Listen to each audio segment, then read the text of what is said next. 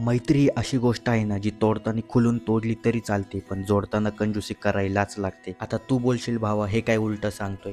समज आता तू एक वडापावचा गाडा टाकलाय आणि तुझा पहिला मित्र बोलतोय, "अरे, तसं तर मी दुसरीकडे जाणार होतो वडापाव खायला, पण भावाने गाडा टाकलाय, तर चला याचा ₹10चा धंदा करून देऊ." आणि दुसरा मित्र असा बोलतोय, की "भाऊच आहे आपला, चला फुकटचा वडापाव खाऊन येऊया." आता गाडा टाकायला तू कष्ट तर घेतले, पण मला हे सांगायचं आहे की माणसाला ओळखता आलं पाहिजे की आपल्या प्रगतीच्या आडवं कोण येतंय आणि आपल्या मेहनतीला खरा सपोर्ट कोण करते. मित्र जेव्हा एकत्र येतात तेव्हा चर्चेचा विषय हा पाहिजे की चला मिळून मेहनत करूयात. हा नाही पाहिजे की चला उठल्या सुटल्या नुसतं फिरायला जाऊ. कारण आज आपण कुठल्या मित्रांसोबत उठबस करतोय, अशा मित्रांसोबत ज्यांना प्रगती करायची की अशा मित्रांसोबत ज्यांना नुसतं एन्जॉय करायचंय. यावर हे ठरणार आहे की पुढच्या 10 वर्षात आपण गरिबीतच कुजत राहणार आहे की थोडीफार ग्रोथ सुद्धा होणार आहे. कारण जसे मित्रांची बुद्धी असेल त्यांच्या संगतीत राहून आपण पण तसंच बनणार आहे. त्यामुळे चांगली माणसं ओळखण्याची कला अंगात असली पाहिजे आणि समजूतदार माणसं जोडता आली पाहिजे.